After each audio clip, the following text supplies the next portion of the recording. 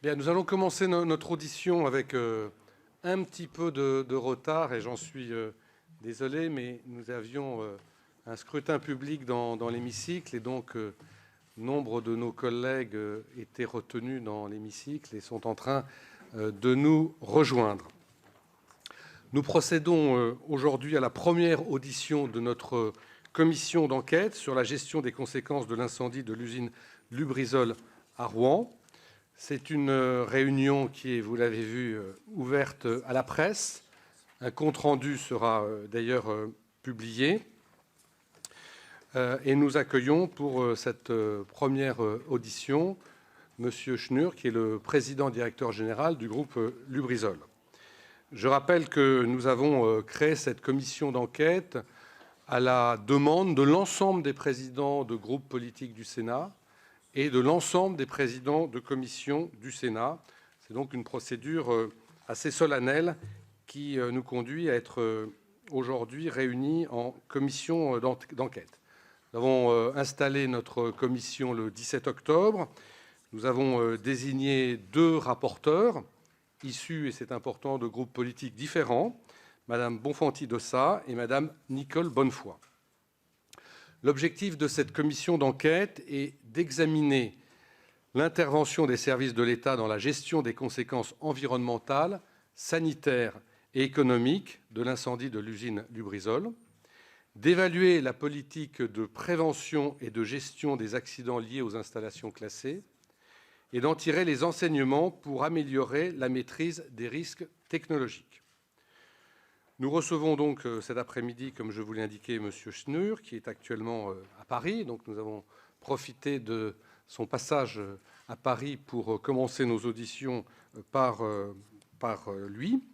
Et nous souhaitons, au cours de cette audition, avoir un certain nombre de réponses de sa part sur les conditions dans lesquelles s'est produit l'incendie du 26 septembre, qui est à l'origine d'une crise qui perdure aujourd'hui sur le territoire de Rouen et du département de Seine-Maritime. Je rappelle que parmi les principes structurants de la prévention des risques technologiques figure celui selon lequel c'est l'exploitant qui est le premier responsable de la sécurité des installations et qu'il incombe donc à l'exploitant de réduire à la source les risques liés à ces activités industrielles. Il est donc essentiel que nous puissions, Monsieur le Président, vous interroger, étant entendu que nous aurons d'ailleurs peut-être à le refaire ultérieurement. Alors, dans le principe de la séparation des pouvoirs, il ne nous appartient évidemment pas de rechercher ou d'établir des responsabilités judiciaires par rapport à la responsabilité éventuelle de votre entreprise. Il ne nous appartient pas de savoir si l'incendie est accidentel ou criminel, mais il nous appartient de comprendre les faits ainsi que leur contexte et d'en tirer des enseignements pour la politique de prévention et de gestion des accidents industriels. Nous souhaitons bien sûr disposer de réponses claires et précises de votre part pour que nous puissions disposer des éléments dont nous avons besoin pour nos travaux. Et à ce titre, nous aimerions que vous puissiez nous rappeler les principales caractéristiques de l'usine Lubrizol, ainsi que les mesures de prévention et de gestion de crise qui ont été mises en place sur ce site, que vous nous rappeliez la chronologie des événements, les principales actions et décisions qui ont été prises par votre entreprise depuis le début de l'accident, votre appréciation également des dommages causés par l'accident et l'étendue de votre responsabilité en termes d'indemnisation, étant entendu que vous avez envisagé la semaine dernière une indemnisation à l'amiable et que nous aimerions bien sûr savoir ce que vous envisagez en la matière. Et puis, nous aimerions également vous entendre sur la manière dont vous avez coopéré avec les différents services publics depuis cet événement et vos choix en matière de communication, puisque dans cette maison même, la semaine dernière, la ministre de la Transition écologique a émis quelques réserves, pour ne pas dire quelques critiques, sur la communication de votre entreprise. Je vais à présent vous demander, conformément à la procédure qui est applicable aux commissions d'enquête, de prêter serment. Je vous rappelle que tout témoignage mensonger devant une commission d'enquête parlementaire est puni de 5 ans d'emprisonnement et de 75 000 € d'amende. Monsieur Schnur, je vous demande donc de prêter serment de dire toute la vérité, rien que la vérité, de lever la main droite et de dire « je le jure ». I do.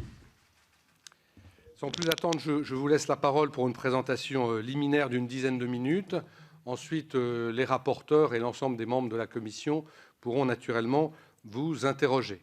Je signale à mes collègues qui ne l'auraient pas remarqué qu'ils ont à leur disposition des petits appareils pour pouvoir entendre la traduction de l'intervention de M. Schnur. Il y a le canal numéro 1 qui doit être branché pour que vous puissiez avoir la traduction en français des propos de M. Schnur, à qui je laisse tout de suite la parole.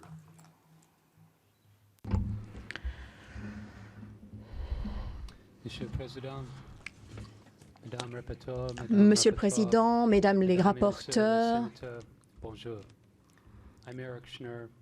je suis Eric Schnur, président et directeur général de Lubrizol. Merci beaucoup de me donner cette occasion de parler avec vous aujourd'hui. Au nom de nos 8700 employés dans le monde, je voudrais tout d'abord présenter nos excuses les plus sincères à tous ceux qui ont été affectés par l'incendie du 26 septembre qui a donc détruit ce site de stockage à Rouen. Je suis conscient et désolé de tous les dommages que cela a entraîné dans les jours qui ont suivi. Cela fait 60 ans que nous faisons partie de cette communauté locale et des centaines d'employés et leurs familles font partie de la vie de notre entreprise.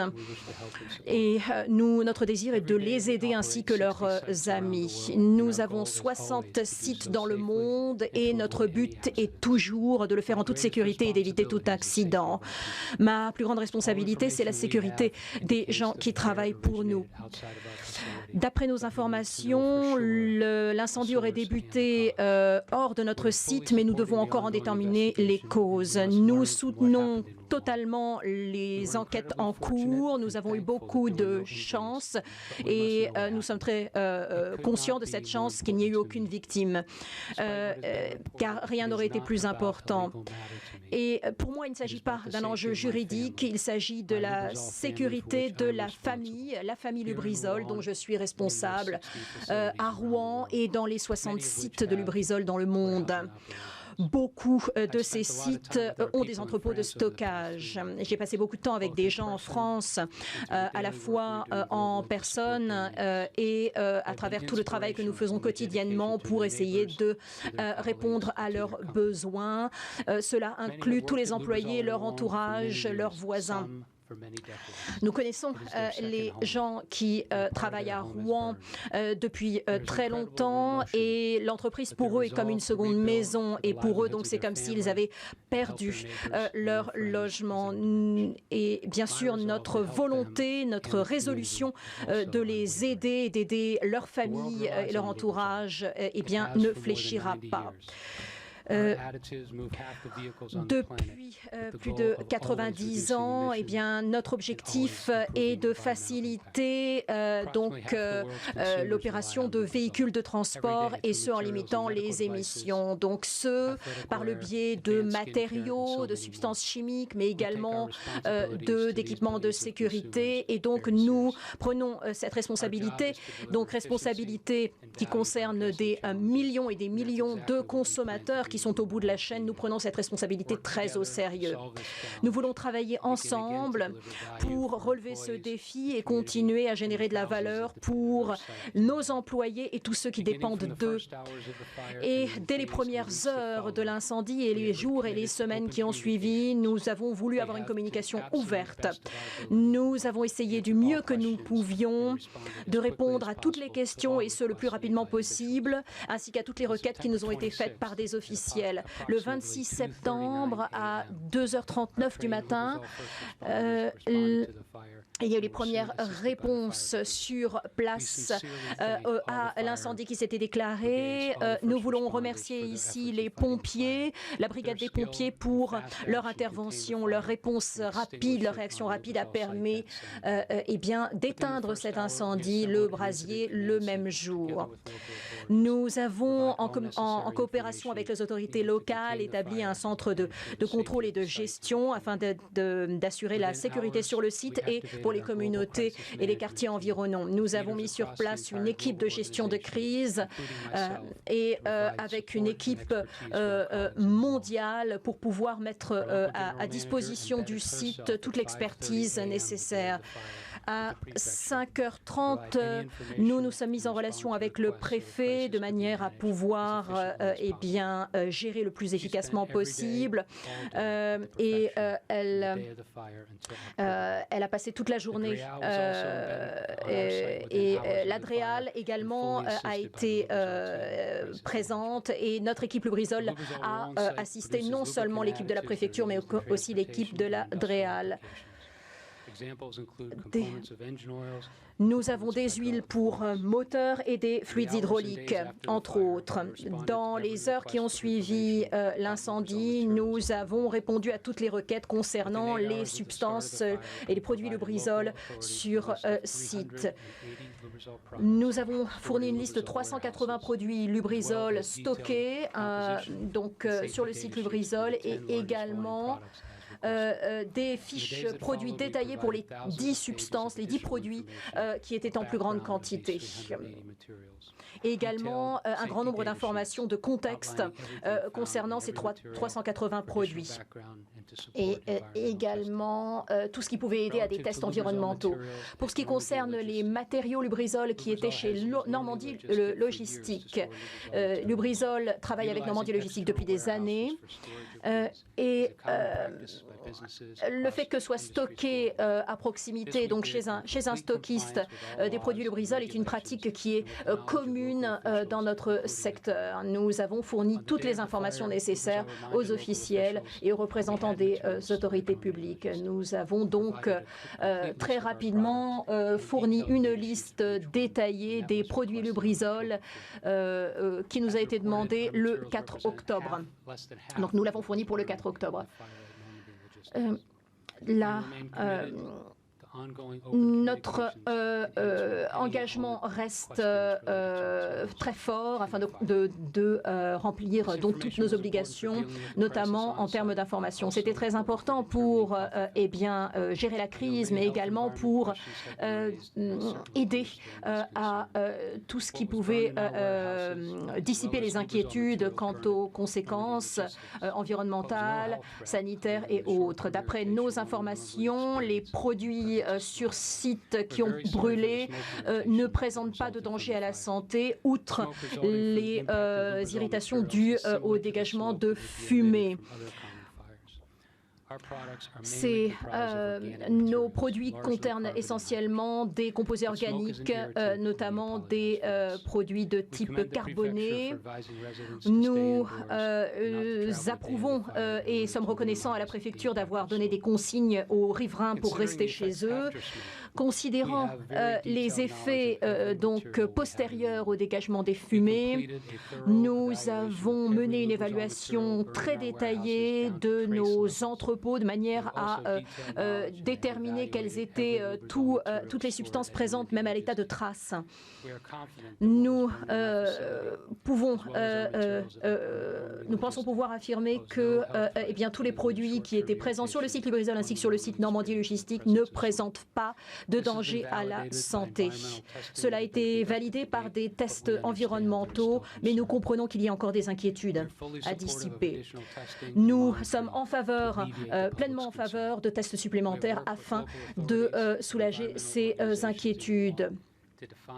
Et nous sommes mis en relation et nous travaillons avec des organisations locales à Rouen de manière à mener ces tests environnementaux. Tout cela a été rendu public sur des sites Internet. J'aimerais maintenant passer à la question des réglementations de sécurité. Rien n'est plus important pour Lubrizol que de promouvoir et de défendre la sécurité, d'assurer la sécurité de nos employés et des riverains. Nous sommes engagés à une amélioration continue de cette sécurité. Notre site est pleinement en respect des réglementations de sécurité. Nous avons une culture de sécurité qui est très ancrée et nous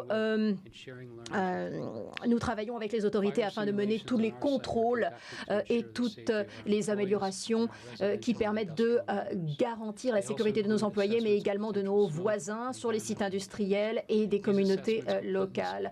Nous mesurons l'impact environnemental et ces tests ont pu mettre en évidence qu'il n'y avait pas eu d'impact environnemental immédiat. Et il y a eu une mise à jour, en fait, avec un contrôle le 18 septembre dernier. Bien sûr, nous nous sommes posés également la question des impacts sanitaires à plus moyen terme et à l'heure actuelle, nos informations nous permettent de dire qu'au-delà des irritations immédiates dues à la fumée, il n'y a pas d'inquiétude à avoir sur les impacts sanitaires à moyen terme. Nous, année après année, nous avons toujours défendu les causes qui nous semblaient justes et nous avons toujours voulu être de bons voisins et ainsi agir pour assurer la sécurité de nos voisins sur les sites industriels et des riverains. Nous nous engageons à continuer à fournir cette assistance à long terme. Nous sommes aussi engagés à soutenir les agriculteurs dont le travail a été impacté, également les entreprises dans les secteurs qui ont été également affectés. Je pense à l'hôtellerie et à la restauration et nous allons financer également la promotion de cette belle ville de Rouen. Comme je l'ai dit, il y a encore des tests environnementaux en cours et qui continueront de manière à dissiper les inquiétudes qui demeurent. Nous avons également assuré, je le réaffirme ici, que tous nos employés Lubrizol continueront à être rémunérés. Leurs familles continueront à pouvoir compter sur notre soutien.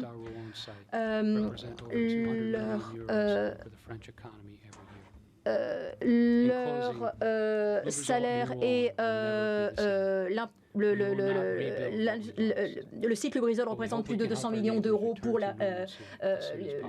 le pays et nous en sommes conscients. Nous voulons continuer à faire partie de cette communauté locale à Rouen et nous voulons continuer à travailler en bonne intelligence avec la collectivité territoriale et toutes les autorités publiques. La partie production du site n'ayant pas été affectée par l'incendie, nous allons étudier la possibilité de remettre ce site en activité. Le 26 septembre restera dans nos mémoires. J'aurais aimé que, bien sûr, cela ne se produise pas. Nous voulons continuer à agir pour la sécurité et le bien-être de toutes les communautés autour de Rouen et du site Lubrizol. Merci beaucoup de votre attention. Monsieur le Président, should I answer your questions first? Monsieur le Président, dois-je répondre à vos questions d'abord ou attendons-nous d'autres questions? Écoutez, je pense que ce serait bien que vous répondiez aux questions que j'ai posées et ensuite que l'on puisse donner la parole au rapporteur. Merci.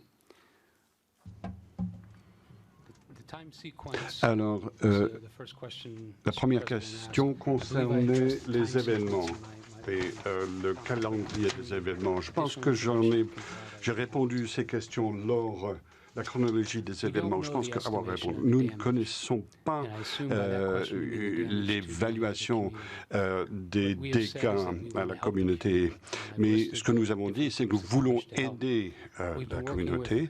Nous avons travaillé avec FMSC pour identifier les fermiers, les agriculteurs qui ont besoin le plus de soutien. Nous avons la volonté de soutenir les personnes qui ont besoin d'aide. Nous avons une grande responsabilité. La question juridique n'est pas un problème en ce qui me concerne. Nous avons une responsabilité en tant que voisins à tous nos amis et voisins à Rouen. Et nous allons donc répondre à cela. Et nous voulons, bien entendu, apprendre si vous avez des renseignements à nous fournir. Dès le départ, dans mes commentaires, notre directeur général travaillait avec le préfet et communiquait avec les autorités. Et nous avons travaillé jour après jour pour fournir autant d'informations que possible afin d'aider les autorités. Nous avons communiqué avec la presse locale et je suis venu à Paris une semaine après l'incendie pour parler avec la presse nationale. Et j'ai eu une réunion très utile avec le ministre, Madame Bond, pour également voir comment nous pourrions aider les agriculteurs et nous allons continuer les discussions à ce sujet. Je suis à Paris afin de s'assurer que l'on puisse commencer à indemniser les personnes qui ont besoin d'être indemnisées. Et je suis prêt à répondre à toute autre question que vous auriez, Monsieur le Président. Concrètement, sur la question de l'indemnisation, où en êtes-vous? Est-ce qu'il y a déjà une approche qui a été faite? Quand vous parliez éventuellement d'indemnisation forfaitaire, à quoi pensiez-vous?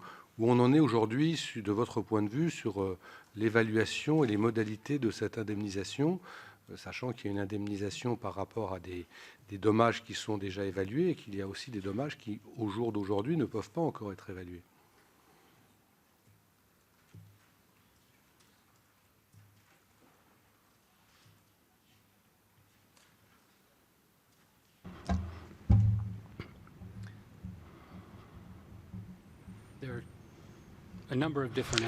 Alors, il y a un certain nombre de mesures qui ont été faites. Nous avons travaillé avec la FMSE pour savoir quels sont les agriculteurs impactés et de répondre aux priorités. Nous allons gérer les fonds avec la FMSE pour identifier les agriculteurs qui doivent recevoir le soutien le plus rapidement possible. Nous allons travailler avec la préfecture pour gérer un fonds afin de répondre aux besoins des entreprises dans la société et dans le coin.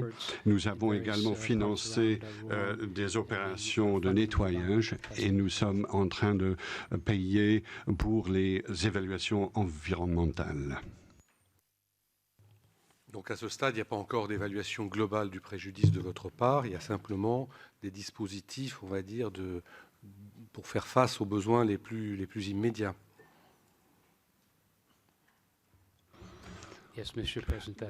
C'est tout à fait juste. C'est bien cela, Monsieur le Président. On sera sûrement amené à revenir sur la question de l'indemnisation globale. Je ne veux pas monopoliser davantage la parole.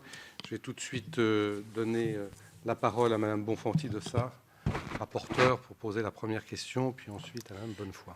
Monsieur, je vous remercie d'avoir profité de votre séjour à Paris pour venir devant cette commission.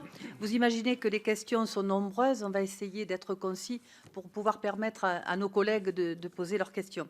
Moi, ma première question est de savoir si vous avez répertorié le nombre d'incidents et d'accidents industriels du groupe Lubrizol depuis ces dernières années, au niveau français, bien sûr, mais également au niveau européen et mondial.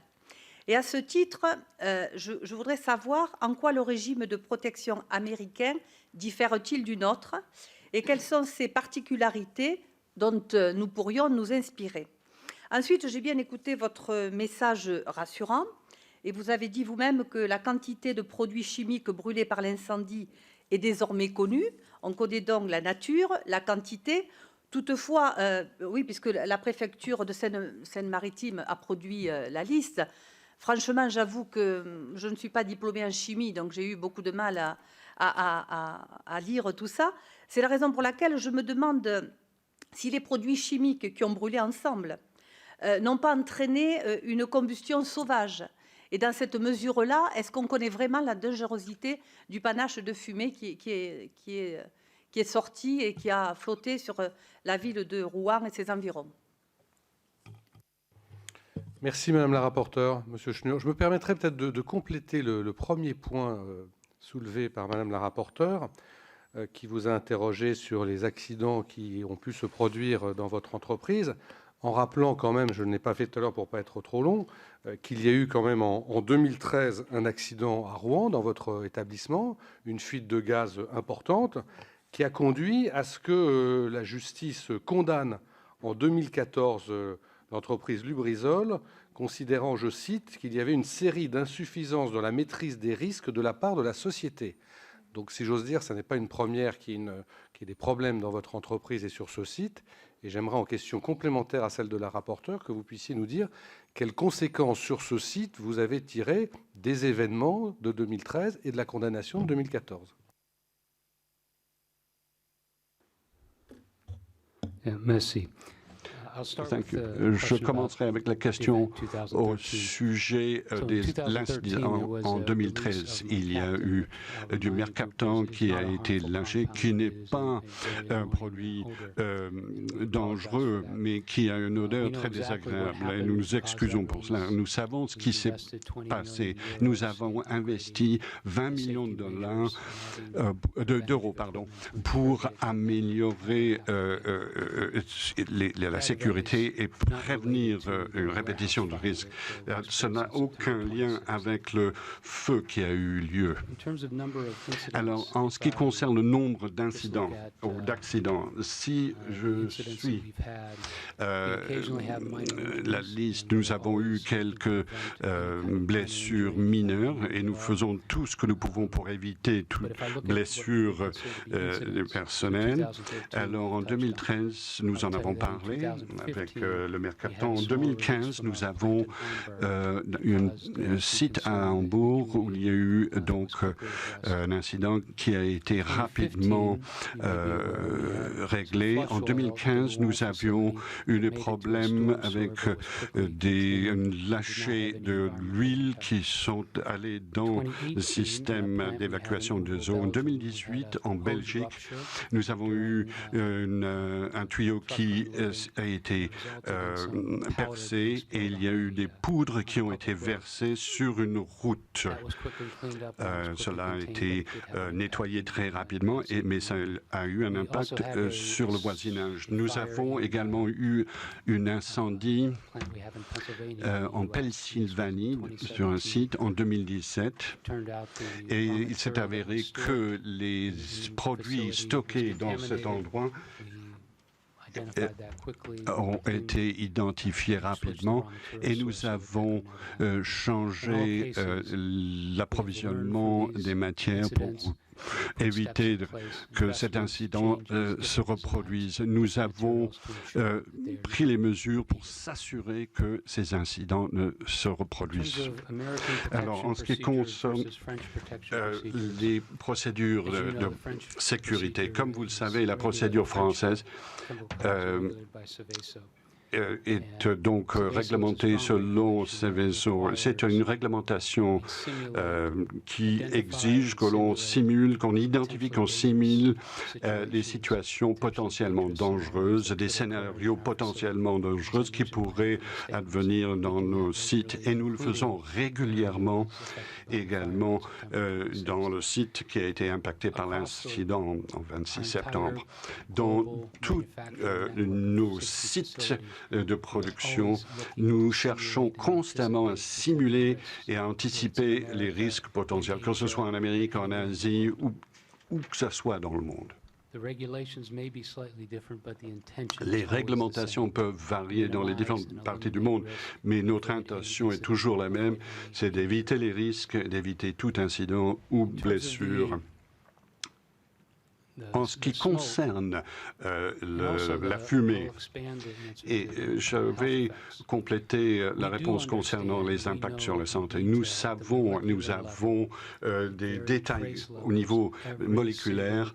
Nous connaissons très bien toutes les matières qui ont été dans l'incendie. Nous pouvons simuler que cette panache de fumée, nous pouvons simuler et calculer l'impact sur la santé de cette fumée. fumée. 90% des matières sont de carbone hydrogène. Il n'y a aucune différence significative entre ce qui a été brûlé dans le feu et ce que l'on peut trouver brûlé dans un incendie, par exemple, dans une maison, et même dans des maisons ou des logements, les fumées peuvent être encore plus toxiques. Donc nous pouvons anticiper quel serait le contenu de la fumée. Nous pouvons déterminer, prédire quels sont les impacts à court terme ou à long terme sur la santé. De toute façon, la fumée est irritante et nous sommes vraiment désolés et nous excusons de l'impact, mais il n'y a aucun autre impact sur la santé autre que l'irritation causée par les fumées. Madame Bonnefoy. Merci. Bonjour, Monsieur le Président. J'avais, moi, deux questions, avant de laisser la parole à nos collègues. Une question qui concerne plus particulièrement vos liens avec Normandie Logistique. Vous avez dit tout à l'heure que depuis des années, vous travaillez avec Normandie Logistique, que c'était des pratiques communes dans votre secteur. Et que vous aviez par ailleurs, je l'ai noté, fourni la liste détaillée des produits stockés quand les autorités vous l'ont demandé après l'incendie. Moi, ma question est, est-ce que les substances stockées chez Normandie Logistique étaient les mêmes que celles stockées chez Lubrizol? Et est-ce que vous avez signalé régulièrement, et pas uniquement après l'incendie, mais régulièrement, au service de l'État, le déplacement sur le site de Normandie Logistique de fûts de substances dangereuses qui donc se trouvaient chez Lubrizol et qui, chez Lubrizol, justifient le classement en Céveso seuil haut, alors que, vous le savez, pour Normandie Logistique, l'établissement n'est pas classé Céveso. Donc ça, c'est ma première question. La deuxième question, vous avez là aussi évoqué en préambule votre souci important, la grande responsabilité qui était la vôtre en matière de sécurité. Et je voudrais là vous questionner, puisque en 2010, il y avait une étude qui avait mis en évidence une méconnaissance importante des enjeux de sécurité pour les sous-traitants des industries rouennaises. Et sur la base de ce constat, est-ce que vous avez revu vos exigences, notamment en matière de formation, imposées par donc votre entreprise Lubrizol à ses prestataires? Donc, est-ce que vous avez recours à la sous-traitance? Pour quel type d'activité? Depuis combien de temps? Et est-ce que dans quelles conditions ont été formés ces sous-traitants pour répondre en particulier à cette étude de 2010 qui avait mis à l'évidence des carences importantes en matière de formation à la sécurité pour les sous-traitants? Voilà, c'est mes deux premières questions. Merci, Madame la rapporteure. Monsieur Schnur. Merci. I will first Tout d'abord, address the question about je répondre à la question concernant Normandie Logistique. Lubrizol stocke uniquement des matières non toxiques ou dangereuses, non dangereuses. Et les autorités étaient au courant du fait que nous stockions des matières chez Normandie Logistics, mais ils n'étaient pas informés régulièrement de ce que nous stockons chez Normandie Logistique parce que nous ne mettions pas des matières dangereuses qui étaient sous la réglementation Céveso. Et en ce qui concerne les sous-traitants, votre question concerne les sous-traitants, je ne connais pas tous les détails concernant l'étude, mais en ce qui concerne Lubrizol, tout sous-traitant suit toujours la même formation en matière de sécurité que nos employés et ils doivent avoir la même formation, être à même d'être en conformité avec les règles de sécurité. Nous avons un grand nombre de personnes qui s'occupent de la sécurité sécurité. Nous avons des sous-traitants qui travaillent dans nos sites et dans nos sites de stockage. Et toute personne qui se trouve sur ces sites reçoit la même formation que nos employés. Et nous devons être assurés qu'ils peuvent donc être en pleine conformité avec toutes les règles de sécurité. Merci. Alors, je vais vérifier que j'ai bien vu toutes les demandes de parole à ce stade et que je n'ai pas une demande de parole qui m'aurait échappé. Donc, j'ai noté Mme Gruny, Mme Morin-Desailly, M. Husson, Mme Brulin, M. Tissot, M. Dantec, et je vois... Alors, M. Grémillet, Mme Canaillé et M. Martin. Voilà. Donc, je donne tout de suite la parole à Mme Gruny. Oui, merci, Monsieur le Président. Monsieur le Président du groupe Lubrizol, moi je suis de la région des Hauts-de-France, au nord de la France, et nous sommes impactés alors que nous sommes environ entre 200 et 300 km de Rouen. Et bien entendu, ce sont d'abord nos agriculteurs, parce que bon, sur la santé des personnes, a priori, ça a été levé. Mais en tout cas, les dernières autorisations pour pouvoir reproduire, on va dire, datent de ce week-end. Donc, vous voyez, depuis le 26 septembre. Donc, ma question, bien sûr, elle revient sur les indemnisations.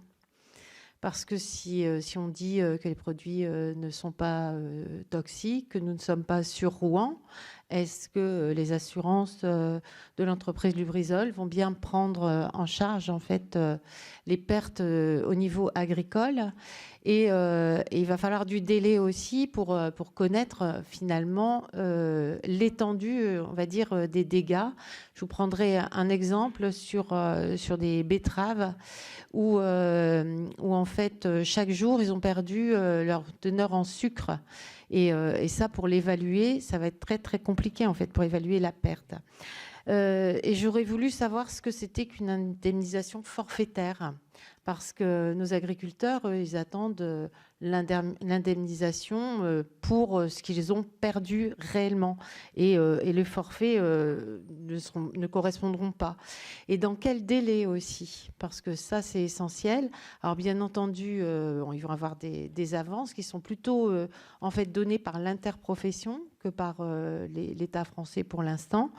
Mais l'interprofession, elle n'a pas non plus des moyens extensibles pour poursuivre des agriculteurs qui sont déjà en grande difficulté. Et j'ai entendu aussi que, donc là ça concerne plus les indemnisations, que donc toutes les sécurités de l'entreprise étaient prises, mais suite à l'accident, parce que dans les entreprises, quand il y a un accident, on se repose les questions. Est-ce que à aujourd'hui, vous pensez mettre de nouvelles mesures en place pour éviter un accident du type que vous avez eu le 26 septembre? Merci. Merci Madame Gruny. J'indique en complément que la région Normandie aussi a mis en place des dispositifs d'avance pour les agriculteurs. Mais vous avez raison de souligner, comme on l'a fait tout à l'heure, qu'il y a une vraie difficulté à mesurer la réalité du préjudice. Et l'exemple que vous avez pris sur les betteraves l'illustre parfaitement. Monsieur Schnur. Yes, merci. Oui, merci. Tout d'abord, nous excusons de l'impact que vous avez ressenti dans le Nord, dans votre région. Je ne sais pas quel sera l'impact au long terme. Je sais qu'il y a des problèmes avec les légumes, le lait, les œufs, certainement d'autres produits qui ont été affectés. Ce n'est pas un problème à court terme. Nous souhaitons fournir le soutien dans le long terme. Nous nous rendons compte que les personnes ont besoin d'aide maintenant et nous travaillons avec la MFSE pour s'assurer qu'il y a un mécanisme qui va assurer que l'on aide les personnes qui ont besoin d'aide prioritaire. Et nous allons voir comment les fermiers par la suite, toute entreprise impactée pourrait être indemnisée. c'est effectivement un processus assez complexe pour évaluer les impacts. Pour l'instant, il ne s'agit pas d'un problème juridique. Il s'agit vraiment de fournir le soutien en tant que bon voisin. Alors, ce qui concerne les mesures pour prévenir ce genre d'incident qu'il se répète, nous n'allons pas remplacer les entrepôts qui ont été détruits. Nous allons nettoyer ce site et nous allons transformer dans un site qui ne va pas faire de la production. Nous n'utiliserons pas pour les mêmes opérations, pour les mêmes exploitations avant l'accident. Merci. Madame Morin-Desailly. Merci, Monsieur le Président. Monsieur, je vous ai entendu exprimer des excuses et une forme de compassion. J'avais lu aussi un certain nombre d'articles de presse où vous vous exprimiez, ainsi que le directeur de l'usine de Rouen. Il a fallu malgré tout quelques jours afin que ne soient officiellement données quelques excuses, ce qui a heurté, je dois vous le dire, les Rouennais dont je fais partie. Elles ont été un petit peu longues à venir. Vous avez évoqué le processus d'indemnisation pour lequel vous êtes prêt à prendre votre part. Je voudrais dire qu'il y a les agriculteurs, les éleveurs, mais il y a aussi toute une série de commerçants, dont les maraîchers. Est-ce que ce paramètre entre aussi en ligne de compte dans votre prise en compte des dommages à assumer? Je vous ai aussi entendu affirmer qu'il n'y avait pas de risque sanitaire à moyen terme. Alors bien sûr, comme ma collègue rapporteure, je ne suis pas une spécialiste, une experte en chimie, mais je crois qu'il faut peut-être être un peu prudent sur ce type d'affirmation. D'ailleurs, de très nombreux acteurs et le Premier ministre s'est engagé, ont demandé un suivi sanitaire et épidémiologique extrêmement strict, et ce sur plusieurs années, et donc à long terme. Êtes-vous prêt à prendre toute votre part de responsabilité aussi, si malheureusement des effets devraient se produire et se révéler peut-être plus tardivement?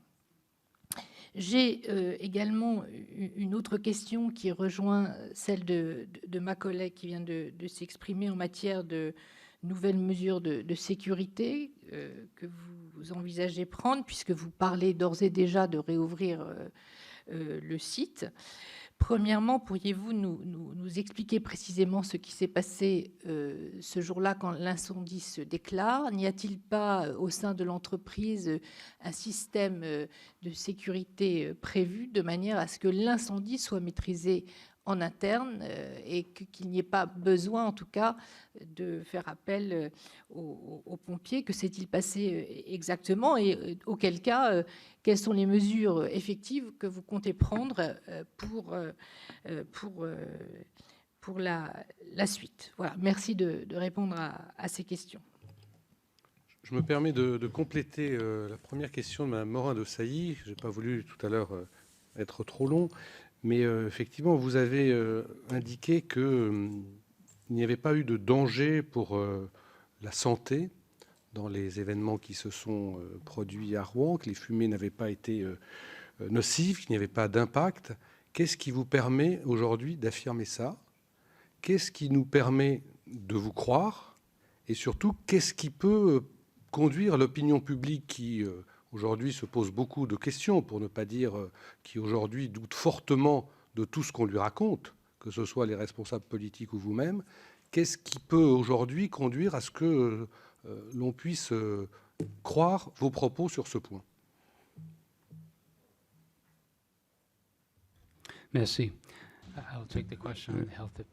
Je vais répondre à la question concernant l'impact sur la santé. Je suis tout à fait conscient que les gens et le public aient beaucoup de doutes concernant ces risques de santé. Nous allons continuer à soutenir tout ce qui est test et échantillonnage et évaluation. Nous allons fournir des informations détaillées sur tous les produits qui ont été consumés dans l'incendie. Je ne suis pas un spécialiste de la toxicologie, mais nous avons un spécialiste de toxicologie. Et il y a aussi des experts indépendants. Il serait tout à fait normal que le public ait des doutes,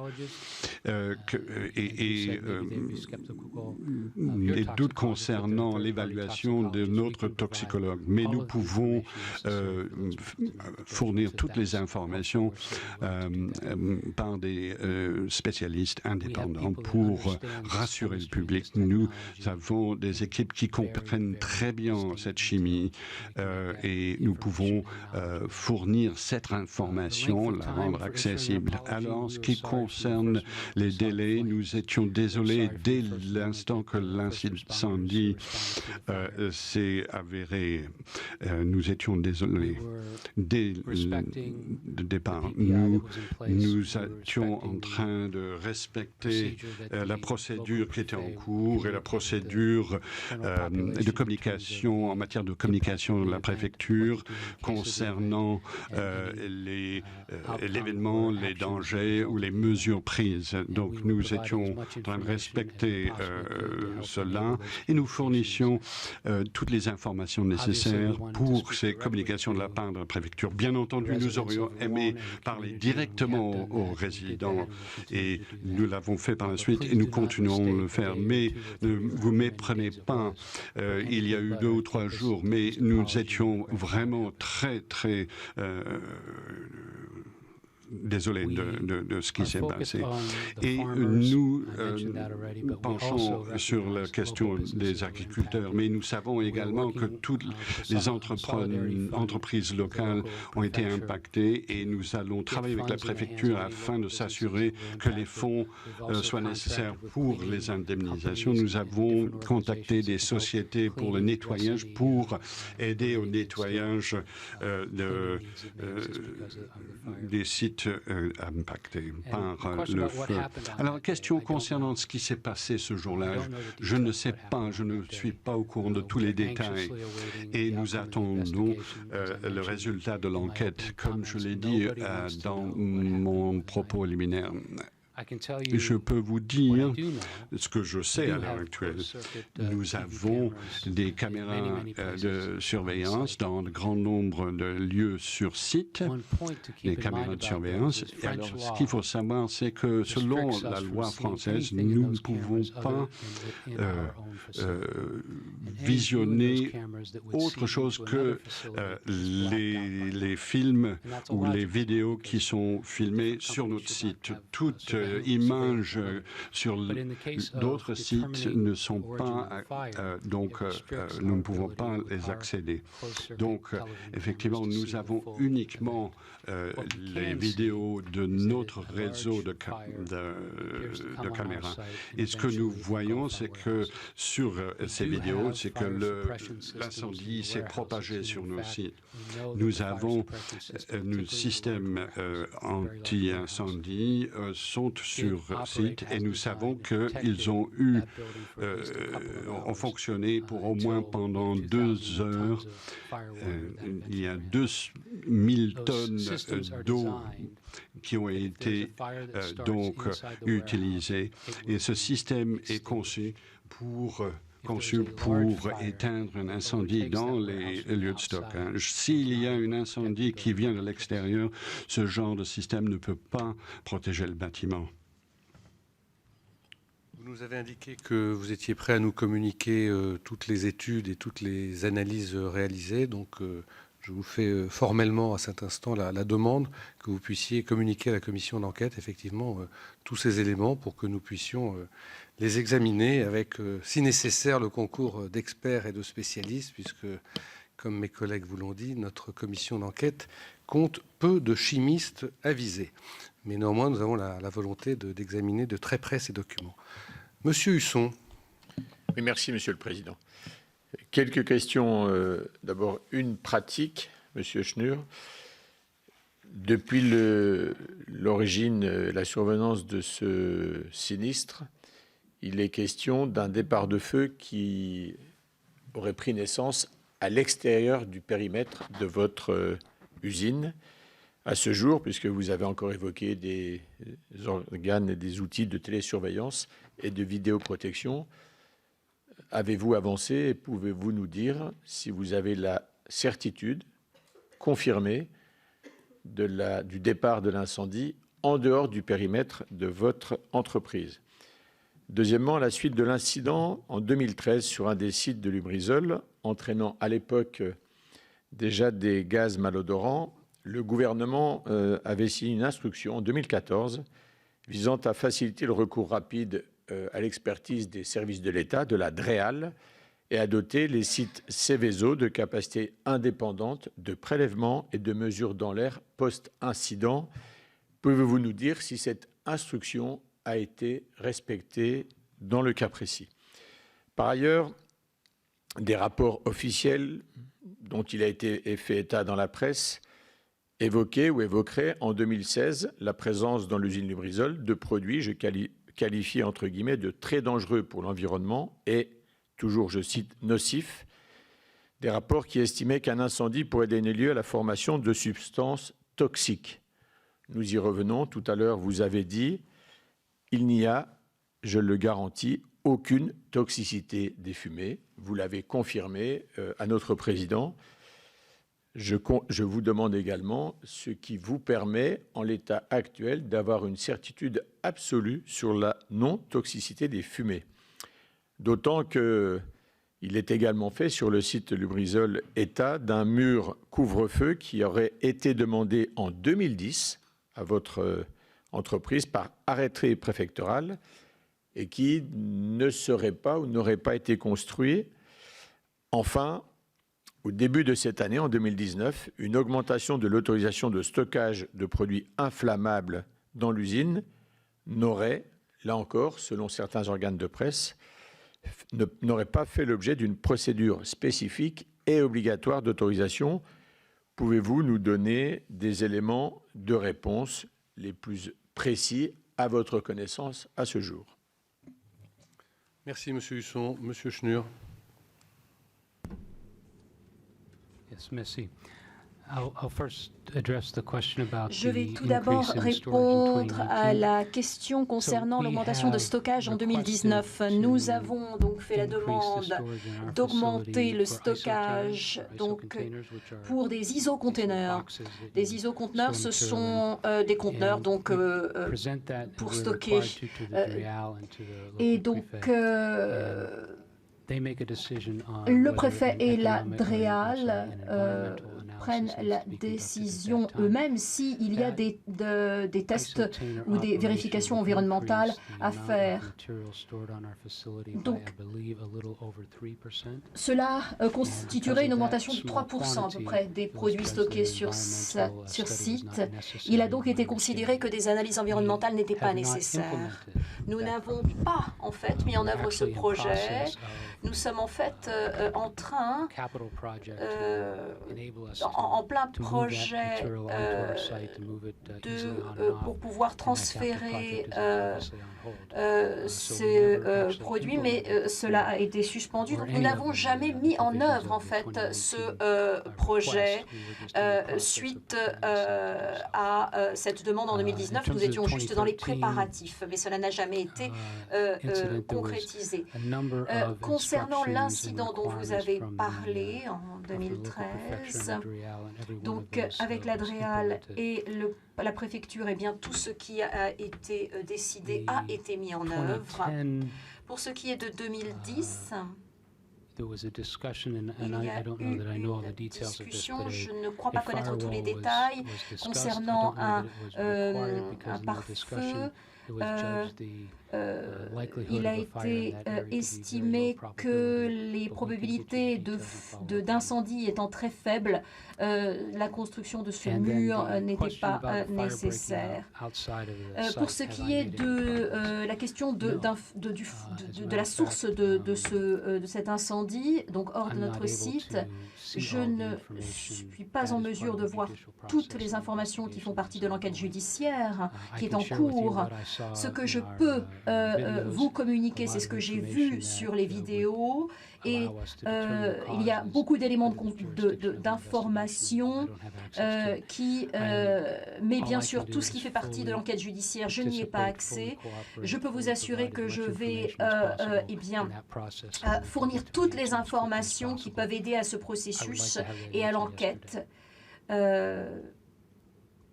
Donc, j'aimerais déjà être en mesure de vous donner ces informations, bien sûr.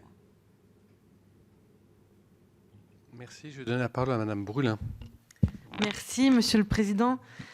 Monsieur, je voudrais revenir également, comme l'ont fait un certain nombre de mes collègues, sur la fuite de Mercaptan en 2013. Vous avez évoqué un montant d'investissement réalisé à la suite de cet accident, puis vous êtes mis en conformité avec l'ADREAL, mais pouvez-vous être un peu plus précis sur ce point? Et dans les incidents que vous avez évoqués sur vos différents sites, vous n'avez, à moins que j'ai mal entendu, pas évoqué l'incendie qui s'est produit il y a quelques semaines, je crois, sur le site Lubrizol de Oudal, dans la région Avraise, qui était également un incendie. Est-ce qu'on pourrait avoir des éléments là-dessus?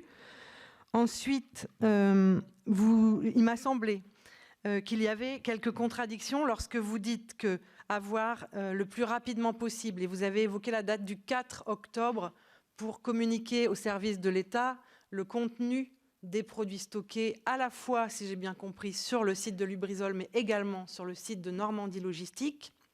Or, nous, les services de l'État, nous ont dit avoir des difficultés à obtenir la liste précise de tout ce qui était stocké. Et à ma connaissance, nous n'avons eu ce qui était stocké chez Normandie Logistique, qui nous était promis le 11 octobre. Ça n'a finalement été donné à la préfecture que le 14 octobre. Donc je vois là des différences et j'aimerais que vous précisiez là-dessus. Vous voulez vous comporter, dites-vous, en bon voisin. Si je peux me permettre, je ne crois pas, compte tenu de l'inquiétude qui taraude les habitants de notre région, que c'est en disant que le contenu des fumées n'est pas véritablement différent du contenu des fumées lorsqu'une maison brûle. Je tiens à vous dire que ça n'est pas entendable pour les gens qui ont subi et vécu l'incendie. Et enfin, vous avez évoqué le fait que les salaires des salariés du site seraient garantis. Je voudrais savoir ce qu'il en est pour, là encore, les salariés du site d'Oudal, puisque les deux entreprises sont extrêmement liées et que l'une ne produisant plus, il peut y avoir des questions sur l'autre, et également sur les entreprises sous-traitantes qui sont extrêmement nombreuses et dont les salariés sont à juste titre également inquiets. Merci. Merci, Monsieur Schnur.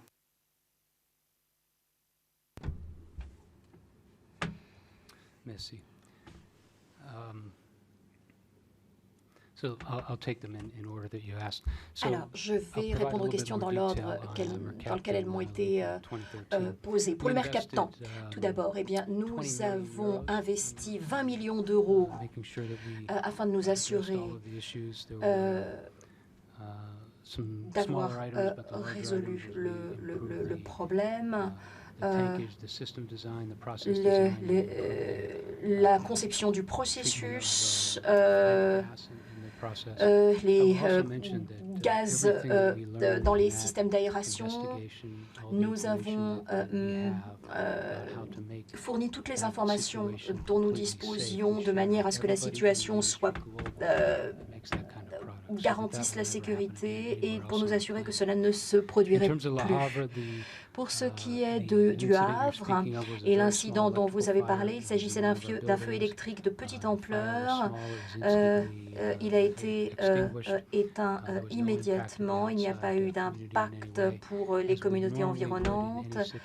Et dans toute situation de ce type, bien sûr, nous informons néanmoins les autorités locales. Il n'y a aucun lien. Mais pour ce qui est du Havre, vous avez raison, les sites sont liés, étroitement liés. Certains de nos employés de Rouen travaillent au Havre. Il y a différents types d'opérations, cela dit. Nous ne pouvons pas prendre tout ce qui était à Rouen et le transférer au Havre. et donc faire en sorte que les opérations au Havre compensent les opérations de Rouen. Je me suis engagée auprès des employés de Rouen sur le fait qu'ils continueraient à être rémunérés. Il y aura un impact sur les sous-traitants. Cela dit, nous ne savons pas encore quelle sera l'ampleur de cet impact, mais nous allons essayer de le gérer au mieux. Pour ce qui est de Normandie Logistique, oui, merci pour votre question. Je vais être plus spécifique. Nous avons fourni la liste entière des produits Lubrizol stockés sur le site Normandie Logistique le 4 octobre. Mais Normandie Logistique stocke des produits pour Lubrizol, mais aussi pour d'autres entreprises. Je ne sais pas pour combien d'autres entreprises, je ne sais pas quelles sont ces entreprises. Mais il n'y a que Normandie Logistique qui soit en mesure de fournir cette liste exhaustive. Donc je ne sais pas quand cette liste a été fournie. Moi, ce que je peux vous dire, c'est que nous avons donné la liste complète des produits Lubrizol stockés chez Normandie Logistique et ainsi que les fiches produits pour chacun de ces produits en date du 4 octobre. Pour ce qui est de la toxicité, je comprends complètement le scepticisme ambiant et comme Monsieur le Président l'a demandé, nous allons faire en sorte que des experts en toxicité indépendants puissent bénéficier de toutes les informations dont ils ont besoin pour mener toutes leurs études. Merci. Monsieur Tissot. Oui, merci, Monsieur le Président. Monsieur le Président, j'ai écouté avec attention votre propos introductif et permettez-moi juste de vous dire que je suis quand même un peu étonné devant votre optimisme, presque. En vous entendant dire que les fumées ne sont pas nocives, les retombées ne sont pas nocives, permettez-moi juste de vous faire part de mon étonnement.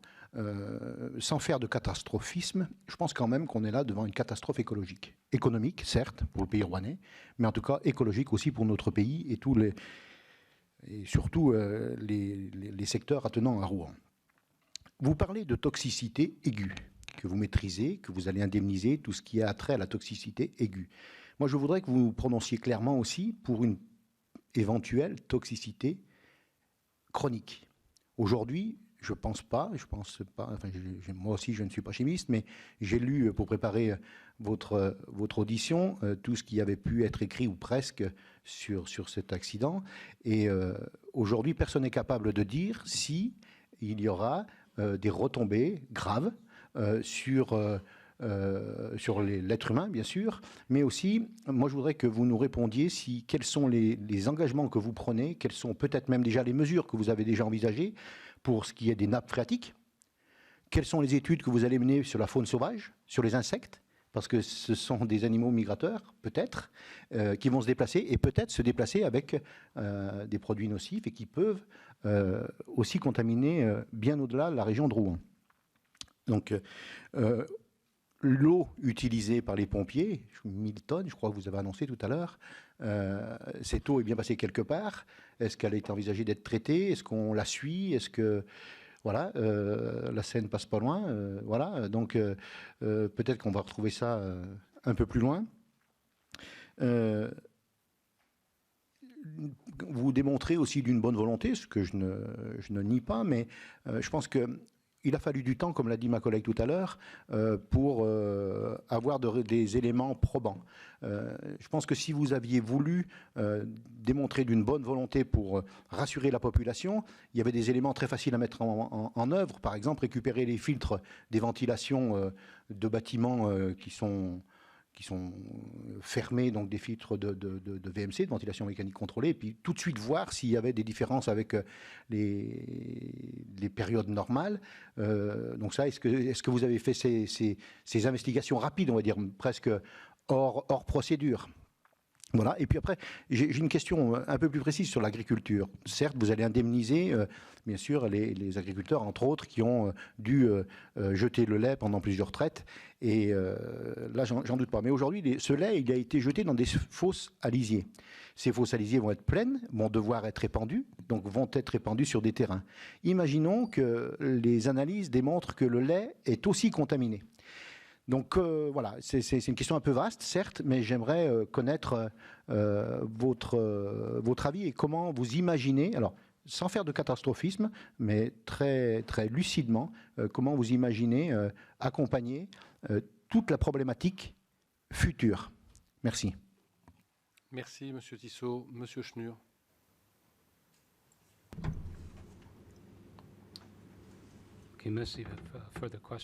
Merci pour ces questions. Quand nous parlons d'effets sanitaires, nous parlons effectivement des effets de toxicité à la fois aigus et chroniques. Je crois qu'il est important de garder à l'esprit que jusqu'à présent, 2000 échantillons et 1000 résultats de ces échantillons ont confirmé qu'il n'y a pas d'impact sanitaire. Nous allons continuer bien sûr cette surveillance et nous allons continuer à être pleinement transparents.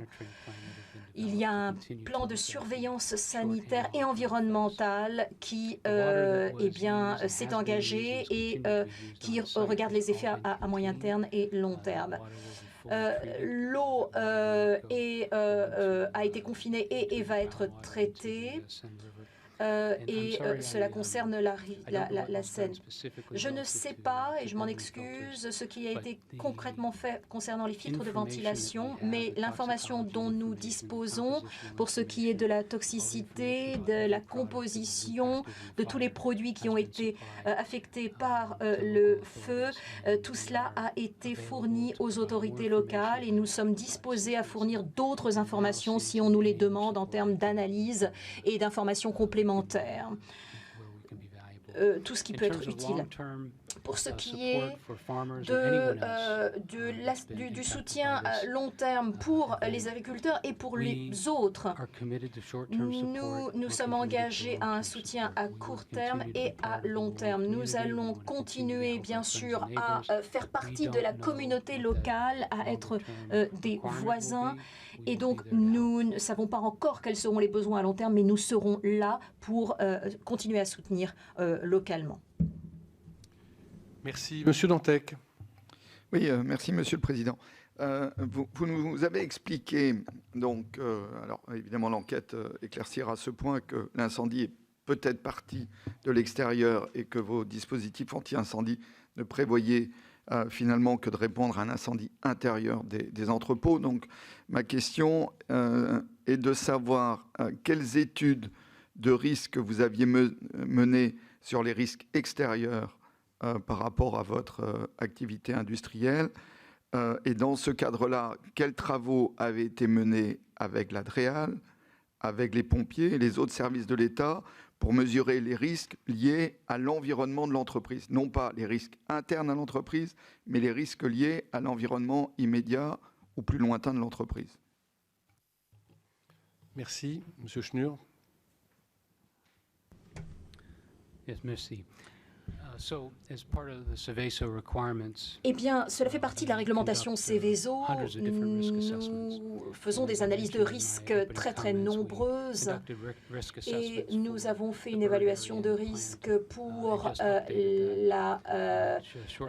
le site et la partie qui a brûlé, et ce, quelques jours seulement avant l'incident. Nous ne pouvons pas faire une analyse de risque pour un événement qui se déclarerait en dehors du périmètre de notre site, parce que nous ne pourrons pas savoir véritablement dans tous les détails ce qui se passe en dehors de notre site. Donc, ce que nous savons, c'est quels sont les matériaux et substances qui sont présents sur notre site. Ça, nous le savons dans les plus infimes détails. Pour ce qui est hors de notre site, nous n'avons pas cette connaissance de tout ce qui est présent en termes de produits, mais il y a une simulation qui a été menée autour de la zone qui a brûlé, et toutes les questions concernant les fumées, la toxicité, eh bien, notre évaluation se penche là-dessus, et cette information, bien sûr, nous la transmettons à la DREAL et à tous les services de l'État. J'espère que cela répond à votre question.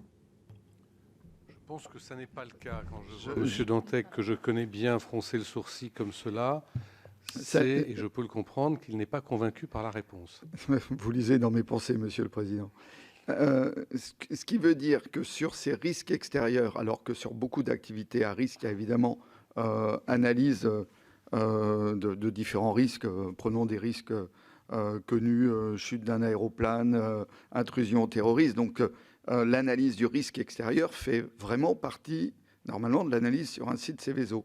Donc pour repréciser la question, ce qui veut dire que vous n'avez jamais eu ce travail sur les risques extérieurs de l'environnement immédiat de l'entreprise avec soit l'ADREAL, soit les pompiers, soit d'autres services de l'État.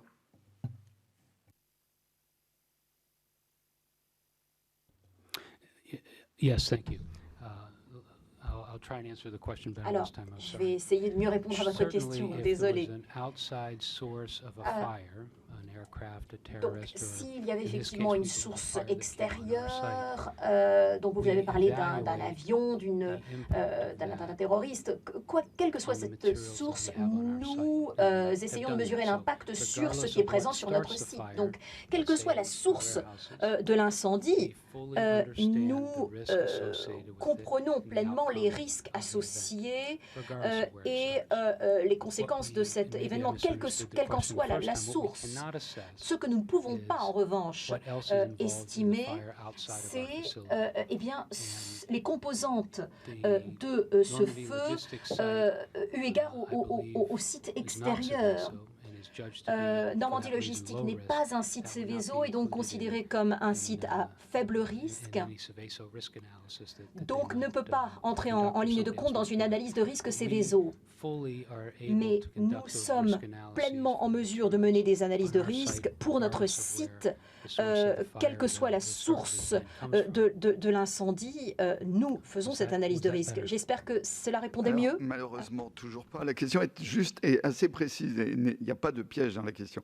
Avez-vous travaillé avec les services de l'État, l'ADREAL, les pompiers, sur cette analyse du risque extérieur? La question est extrêmement simple et je pense que c'est des documents d'ailleurs que nous aurons, Monsieur le Président, à étudier par ailleurs.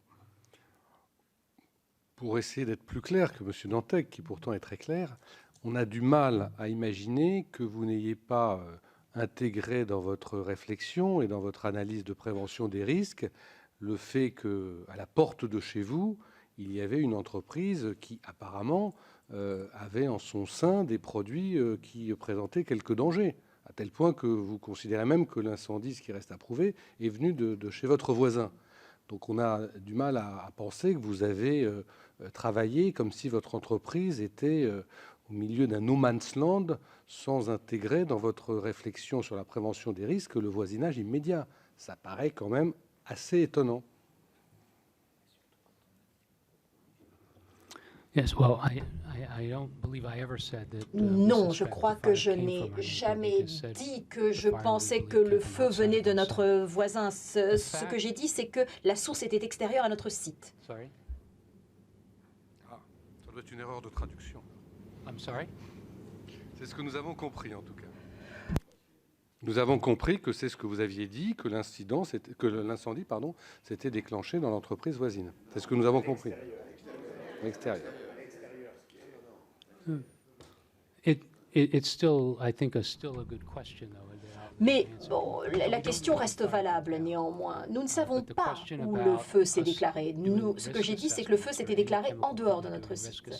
Mais notre analyse de risque, bien sûr, est basée sur le niveau de risque. Et pour évaluer les risques associés à un site qui n'est pas Seveso, et donc avec des matériaux qui ne sont pas Seveso, eh bien cela donne une analyse de risque qui n'est pas de risque élevé. Si il s'agissait d'une usine de traitement de produits chimiques Seveso ou à haut risque, nous en aurions tenu compte. Mais bien sûr, dans notre analyse de risque, nous avons tenu compte de cet entrepôt. Donc, si j'ai mal répondu ou été trop évasif... Je ne voudrais pas être trop lourd, mais... J'ai encore des demandes de parole. Donc absolument, mais la question est assez simple. Est-ce que vous avez travaillé avec l'État, avec les DREAL, sur ces analyses de risque extérieur? Je ne vous demande pas si vous l'avez pris en compte. Est-ce qu'il y a eu un travail collaboratif avec l'État, la DREAL, sur ce risque-là?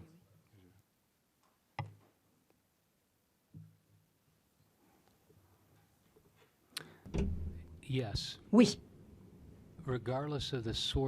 Quelle que soit la source d'un incendie, dans le cas présent, nous menons l'analyse d'impact de cet événement avec la DREAL, avec la préfecture. Ce que nous faisons pour essayer de résoudre ces risques et continuer dans une amélioration continue avec des investissements est basé sur notre évaluation de la probabilité de survenue de cet événement. Généralement, cette probabilité est faible quand il s'agit d'un espace de stockage. Donc, l'évaluation d'impact de ce qui a brûlé ne dépend pas de la source, mais de la propagation de ce feu. Donc, l'évaluation du résultat des conséquences. Mais pour ce faire, nous avons mené des analyses de risque, nous avons décidé des investissements, pas véritablement à Rouen. Nous n'allons pas investir uniquement à Rouen parce que nous n'allons...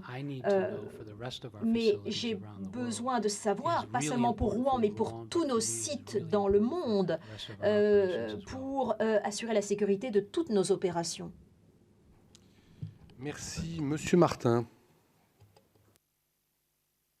Merci, Monsieur le Président. Tout d'abord, dire à Monsieur le Président que j'étais présent le jour même de cet incendie, à 11h30 le matin, sur site Lubrizol, puisqu'à l'époque, j'occupais des fonctions de président du conseil départemental de la Seine-Maritime et que j'étais amené à me rendre sur le site où j'ai pu mesurer l'ampleur de cet incendie hors norme, tout à fait exceptionnel, avec très rapidement ce panache de fumée sur plus de 22 km de long, sur 6 km de large. Moi, je voudrais, Monsieur le Président, vous avez tout à l'heure évoqué, à une question posée par l'un de nos collègues, sur les moyens techniques que l'entreprise dispose. Vous avez parlé de vidéosurveillance ou de vidéoprotection, de détecteurs.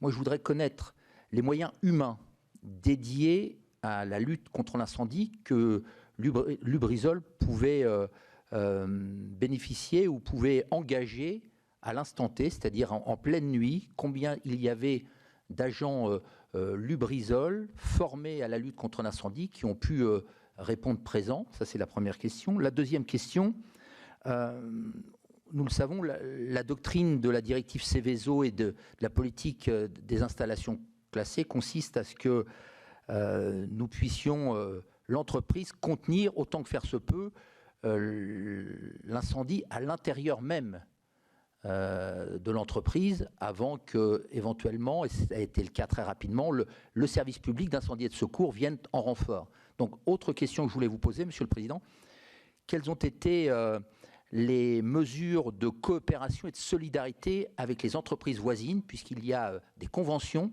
de solidarité interentreprises en cas de risque majeur comme nous l'avons connu. Vous dire aussi que vous avez évoqué tout à l'heure l'engagement de l'entreprise Lubrizol à participer à faire en sorte que nous puissions retrouver un peu de promotion de l'attractivité de Rouen. Mais je voudrais simplement vous dire que ça va bien au-delà de la ville de Rouen. C'est la métropole Rouen-Normandie, c'est le département de la Seine-Maritime, c'est la région Normandie qui est concernée. Enfin, dernière question, ça a été à plusieurs reprises évoqué, dans vos relations avec Normandie Logistique. Pourquoi l'entreprise Lubrizol stocke des fûts chez Normandie Logistique? Et deuxième question, et ça sera la dernière, les fûts stockés au sein de votre entreprise étaient-ils tous dans un entrepôt ou s'ils ne l'étaient pas, faisaient-ils l'objet de procédures de sécurité particulières, notamment en matière de protection contre l'incendie? Merci, Monsieur Martin. Monsieur Schnur.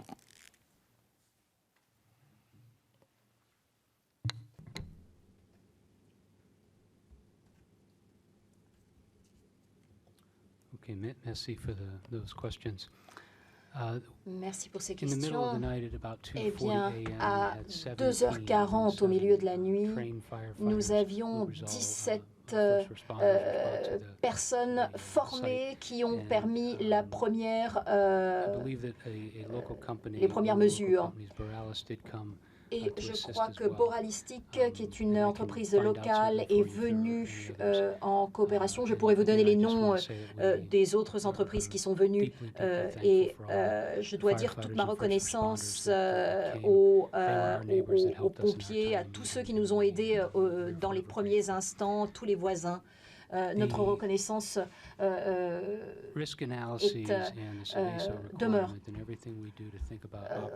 Donc, bien sûr, dans toute notre réflexion et les mesures que nous prenons pour assurer la sécurité de nos opérations, eh bien, l'idée de contenir dans un périmètre le plus restreint possible tout ce qui peut survenir sur notre site, eh bien, en termes de système de protection et système de suppression des feux, des extincteurs donc pendant 2 heures, des tonnes d'eau ont été ont été donc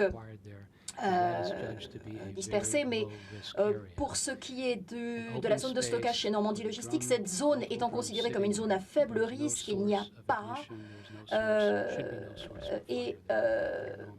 dans la zone de stockage Lubrizol, il n'y a pas de source de départ d'incendie en principe. Donc, il n'y avait pas de raison d'avoir de protection spécifique. Cela dit, nous dévouons toutes nos mesures aux risques que nous identifions et donc moins aux opérations qui sont considérées comme présentant de faibles risques. Je suis désolée si j'ai été trop rapide dans mon introduction. Concernant l'attractivité de la région de Rouen, nous en sommes pleinement conscients et nous voulons absolument soutenir tout ce qui peut permettre la promotion et l'attractivité de cette région dans son ensemble. Merci. Je vais donner la parole à M. Grémillet. Oui, merci, Monsieur le Président. D'abord, une question concernant l'irritation. Cette irritation que vous avez évoquée, Monsieur le Président, directeur général, combien de temps elle dure? Provoque-t-elle des séquelles pour celui qui a subi ces irritations? Deuxième question, vous avez évoqué le dédommagement des entreprises et des productions agricoles du secteur. Mais avez-vous conscience que les conséquences de l'incendie vont au-delà du secteur, puisqu'aujourd'hui, on a avec certitude connaissance de produits qui sont mis au titre de la précaution sous séquestre, enfin, qui sont consignés, parce qu'ils ont été, certes, des volumes très limités, ont été mélangés avec d'autres volumes de lait, et vous avez ici de la poudre de lait, là-bas des fromages, dans les 4 coins de la France, qui se retrouvent aujourd'hui en situation de ne pas être commercialisés. Donc l'impact est d'envergure nationale et dépasse largement le secteur local, même si localement, effectivement, donc serez-vous en capacité de mesurer et d'apporter des réponses de dédommagement à l'ensemble des entreprises qui sont touchées par ce dossier? Troisième question, ça concerne le sinistre. Vous avez évoqué tout à l'heure que, effectivement, compte tenu que le sinistre, a priori, serait venu de l'extérieur, le système de sécurité qui s'est déclenché n'a pas pu se déclencher comme il l'aurait fait et aurait pu limiter l'incendie. Ma question est simple. Si le sinistre était uniquement sur Lubrizol, le système de protection que vous avez était-il capable de noyer et d'empêcher effectivement la propagation de l'incendie? Dernière question qui concerne effectivement, dès lors que c'est un site Seveso, les tests qui ont été réalisés sur le site suite à l'incendie confirment-ils effectivement les mêmes situations d'exposition à la fois des populations et de l'environnement sur le secteur? Merci, Monsieur Grémillet. Monsieur Schnur.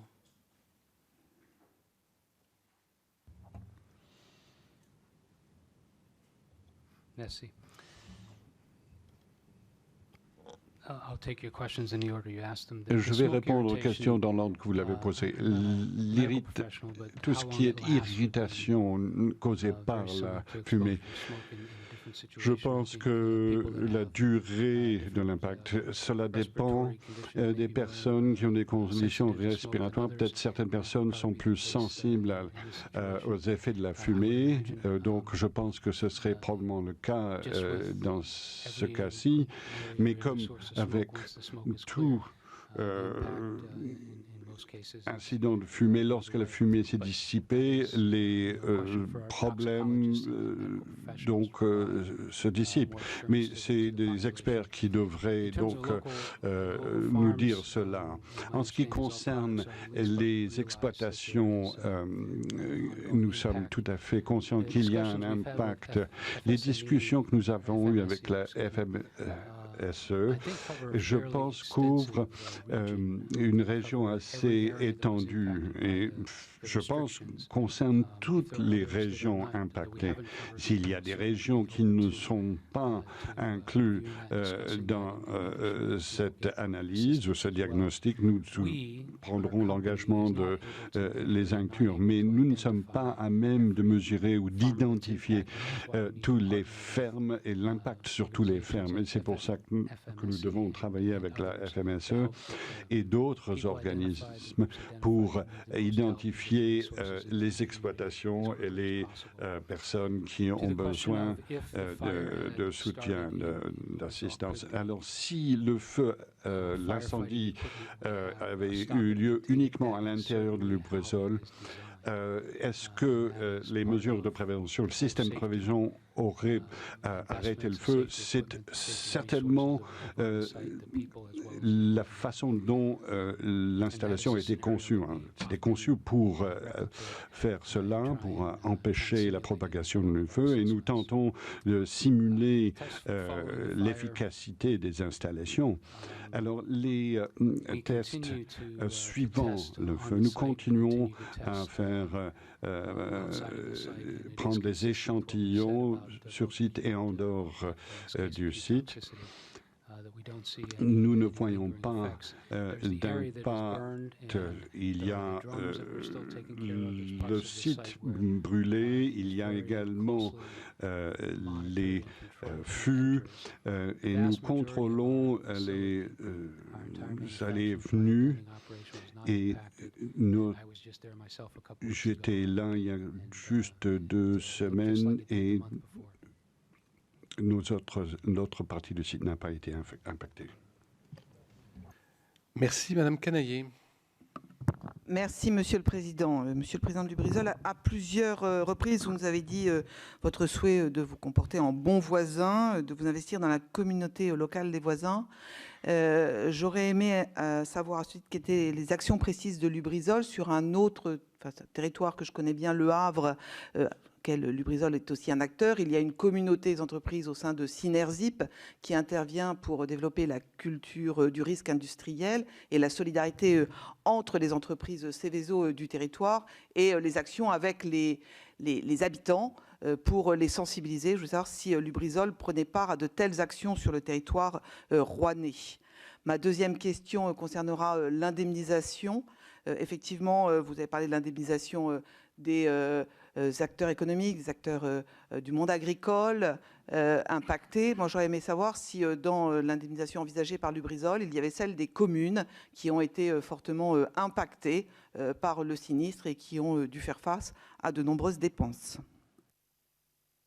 Merci, Madame Canaillé. Monsieur Schnur. Yes, merci.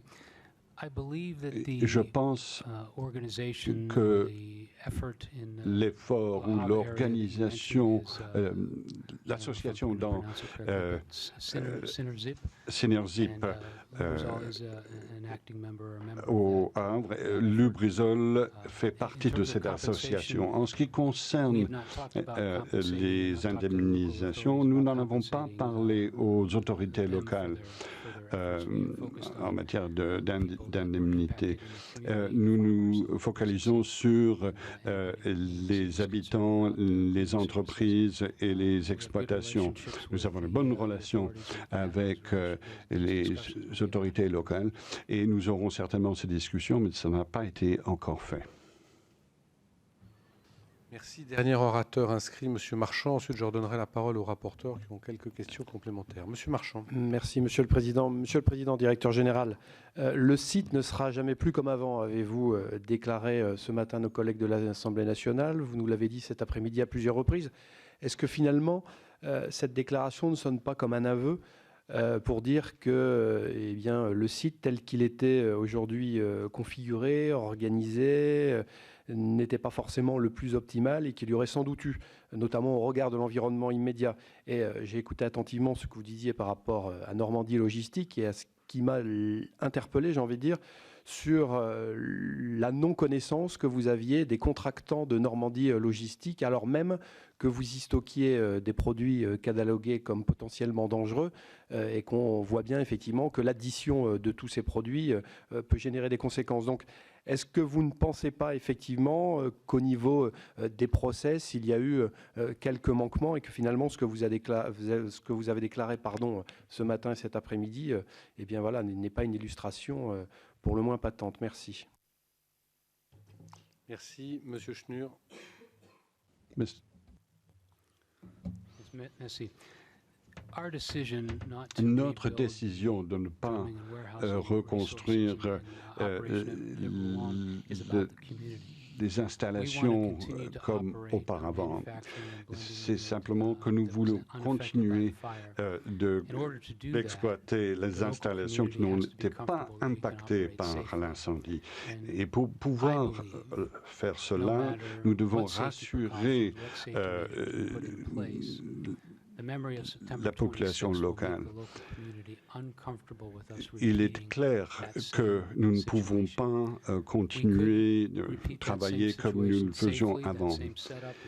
Nous pourrions très bien faire les mêmes opérations, l'exploitation comme auparavant, avec toutes les mesures qui seraient nécessaires. Mais je pense que cela ne rassurerait pas le voisinage. Donc nous allons faire ces activités à l'extérieur du site. En ce qui concerne les produits chez Normandie Logistique, nous stockons seulement des produits qui ne sont pas dangereux selon la norme Seveso. Nous avons des consignes très strictes et qui nous permettraient jamais de stocker des produits dangereux chez Normandie Logistics.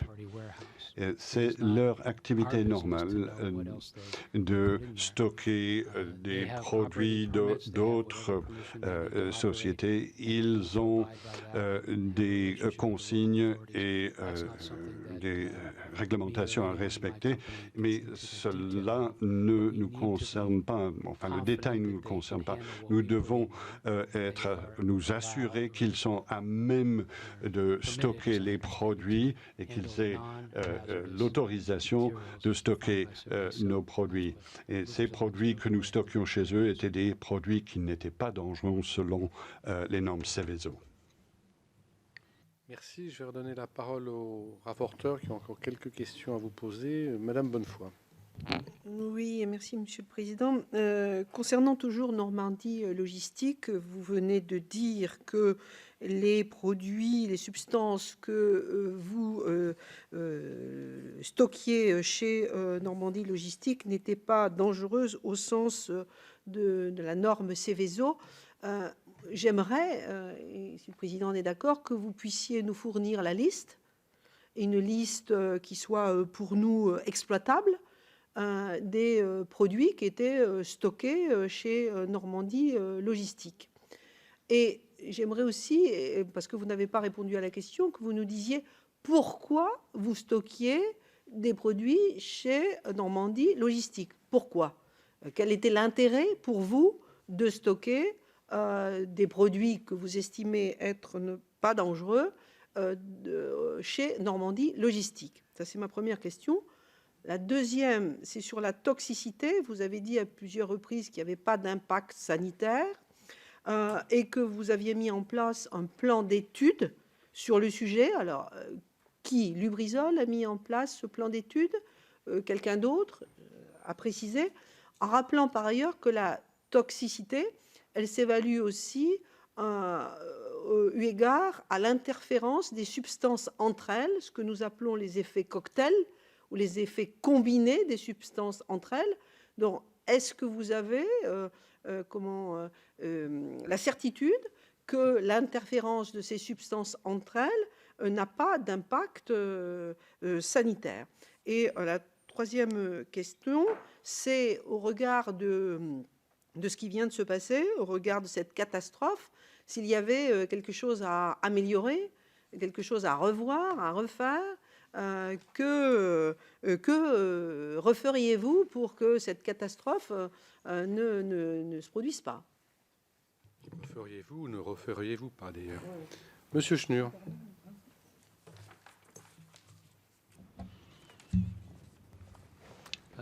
Merci.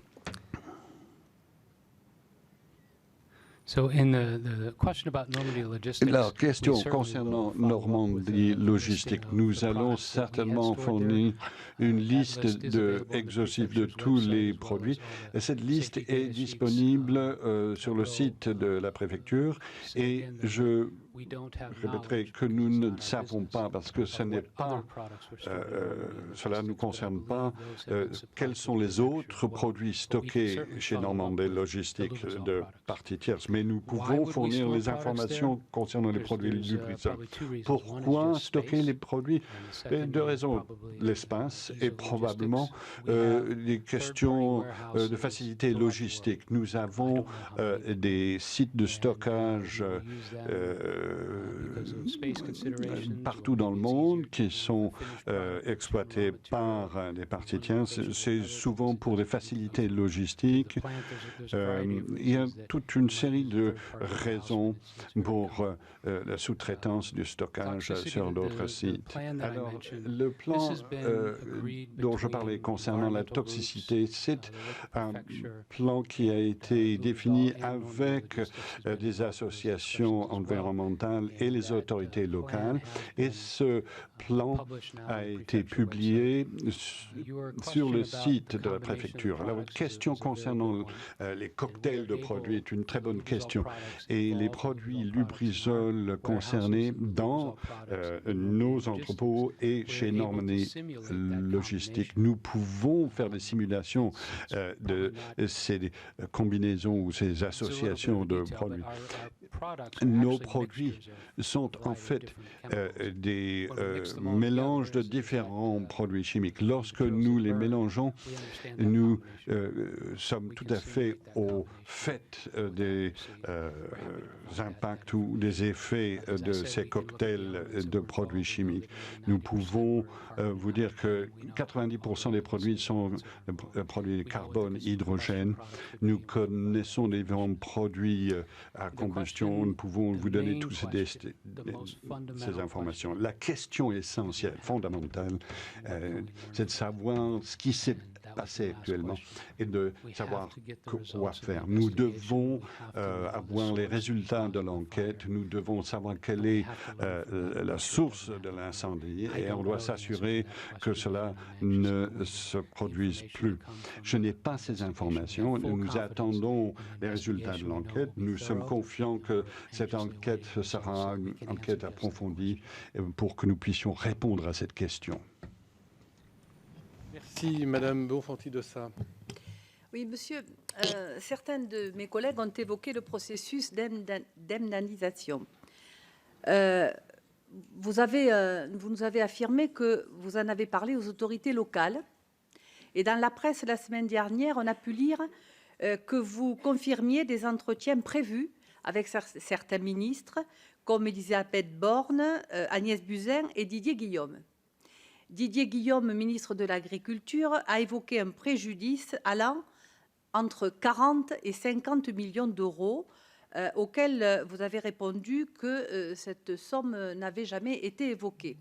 Alors ma question est de savoir si vous avez eu ces entretiens avec ces ministres français, si vous avez eu un entretien avec le président de la République pour un sujet qui doit être une préoccupation majeure de l'État français.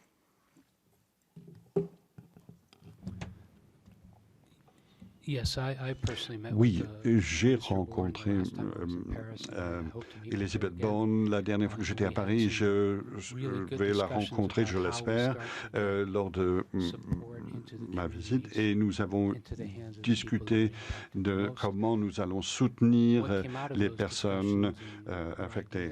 Alors, ce qui est sorti de ces échanges, ce serait d'avoir des comités locaux pour pouvoir mesurer l'impact. Je pense que cette initiative a été lancée la semaine dernière. Je pense que c'est vendredi. Je ne connais pas le nom de la comité ou de la commission, pardon. Mais l'idée, c'est de travailler avec la population locale, avec les associations, les ONG et les autorités locales pour suivre tout ce qui se passe. Et dans ces discussions, nous allons pouvoir savoir qui sont les plus impactés. Je n'ai pas eu de réunion avec le ministre de l'Agriculture, mais nous allons certainement avoir des discussions par la suite pour savoir quels sont les activités impactées. Vous avez eu d'entretien avec lui sur ce sujet?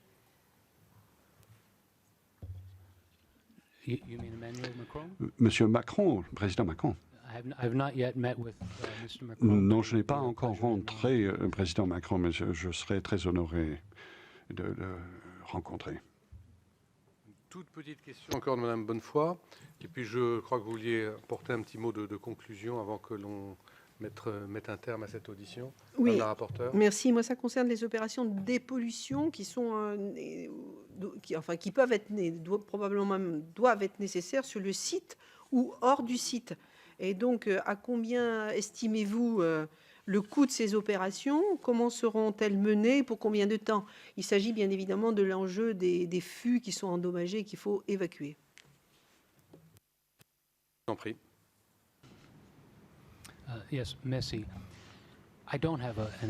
Je n'ai pas une évaluation de coût, une estimation de coût, mais je peux vous dire ce que nous allons faire. Comme vous le savez certainement, et comme les autres sénateurs le savent sans doute, nous avons un grand nombre de fûts de produits qui ont été détruits dans l'incendie, mais il y a également beaucoup de fûts qui n'ont pas été détruits, mais qui ont subi des températures très élevées. Et on doit faire très attention dans ces opérations d'évacuation des fûts. Nous avons affaire à appel à des spécialistes pour s'assurer qu'il n'y ait pas de problème d'odeur.